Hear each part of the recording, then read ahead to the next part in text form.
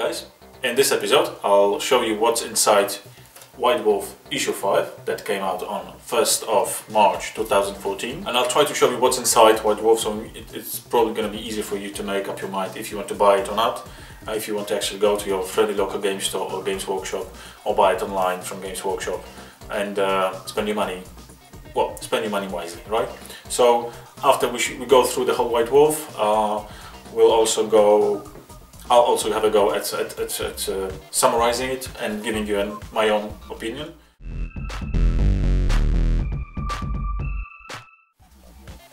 Right guys, so here it is. This is issue 5 of White Dwarf, and as you can see on the cover, it's a bit different from the previous one because it has a white Imperial Knight. Let's skip the first 2 pages because it just has the opening salvo and what's in the issue, and go straight to the new release of the Codex Imperial Knights. In this issue, in this release, obviously we've got plenty of fluff. It's 64 pages hardback book with plenty of fluff, plenty of rules and new warlord traits for your warlords. Obviously, it will also tell you how to use Imperial Knights as addition to your army, or just basically as your army, as your primary force, primary detachment as it's called in Warhammer 40k. And also it includes information about special edition of Imperial Knights Codex, which is the same length, the same book basically, but it comes in a slipcover like so, and it also includes 7 printed slip mats or something. No, that's a slip mat. 7 printed cards of different Imperial Knights in different painting schemes and so on and so on. The next book on the next pages is Imperial Knights Companion. Obviously, for those who didn't have enough information about Imperial Knights already, if you need more information, if you need to know how the heraldry works and how to use it, which are the houses to be aligned to, and so on, you can find the information there. And also it gives you information on the houses and the people and the settlers and how the knights, where they came from basically. So plenty of fluff guys. This is something, if you're an Imperial player, if you're Imperium player, not Imperium player, this is something to look for.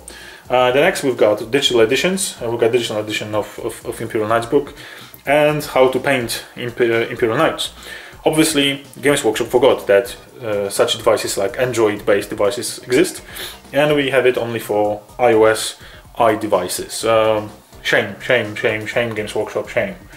Next up is the Knights of the Imperium by Graham McNeil, 126 softback book, probably. I'm thinking it doesn't really say if it's a softback or hardback. For any one of you who hasn't read the Horus Heresy series yet, I highly recommend, if you obviously are into Imperial Knights and things, big things, walkers and things like that, read Mechanicum by Graham McNeil. It's amazing. I really love that book and I really recommend it to you. Again, Jervis Johnson and his story on how he became accustomed to trying to work his way around digital editions. Obviously, you know Jervis Johnson. He's one of the guys who brought Warhammer 40k Rogue Trader to life. So he's quite an old-aged guy now, and it's probably hard for him to adapt. So this is how he copes. Not really interested in it personally, but here it is. Next up, we've got houses and heraldry. So even more information on how to customize your Imperial Knight. And we've got, I believe, 4 pages of it. Also, something interesting that I found that it's over here. So how to recognize if the Imperial Knight is aligned to Imperium, to Adeptus Mechanicus, or is a free blade, which is a Imperial Knight that has no owner, no master, basically. So someone rich and powerful just decided to have a fancy toy and use it in battle. Next up, creating your free blade. So if you decided that you don't want to play with Blood Angels, you want to play with Bloody Angels, you didn't want to play with Ultramarines, you want to play with Violet Marines, or any custom created chapter, you will most probably want to use a free blade, which is a custom Imperial Knight, which again doesn't have an owner, and is well, is on his own basically. So over here we've got examples, some short stories, where they come from, and how to write fluff, all things like that. Next up, we've got a short 4 pages long battle report. Shame that Games Workshop doesn't, sorry, White Dwarf from Games Workshop doesn't do those long battle reports anymore, because they were quite insightful sometimes. And over here we've got just a 4-page long battle report between Dark Angels and Black Legion, if I'm not mistaken. 3,500 points. As you can see, obviously we've got 3 huge Imperial Knights, and I can see one Lord of Skulls, or actually 2 Lord of Skulls on Black Legion side. So all the army lists, so obviously you know the points, so they don't have to tell you the points anymore. We know what to do, right? Obviously the result, I'm not going to tell you the results, you just read it yourself.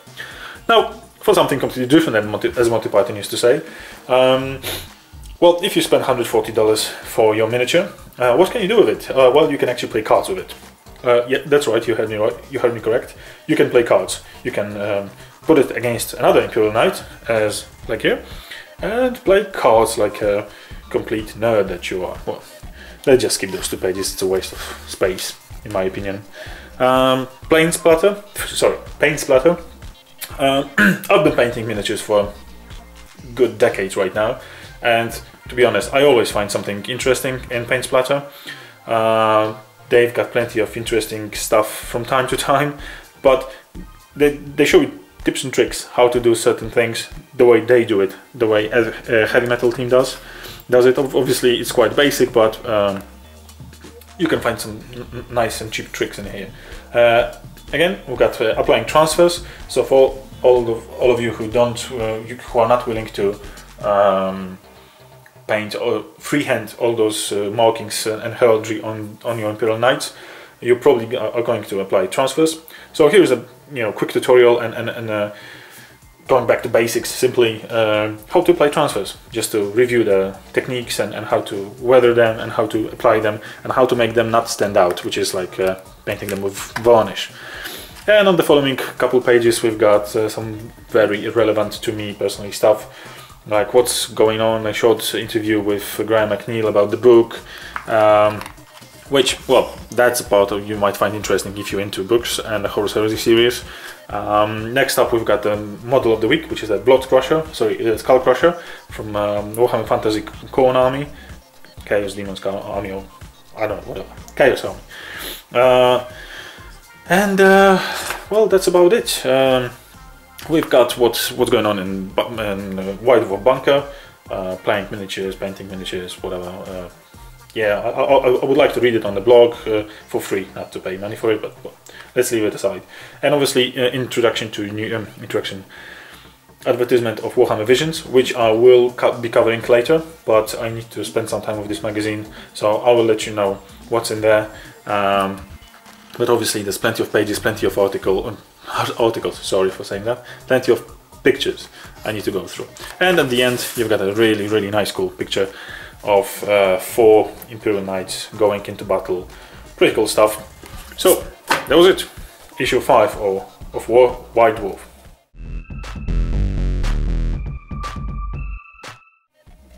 Right guys, so this was the review of issue 5 of White Dwarf from March 1st of March 2014. I hope it helps you make up your mind if you really want to buy it or not. I hope to sort of shed some light on what's inside the issue. If you enjoyed this review and enjoyed this issue, go to your local game store, go to a Games Workshop, you've got plenty of them in UK and all over the world, and buy this issue, because for one, I'm being the 40k fan, I really enjoy this issue, and I'm gonna come back for more. See ya.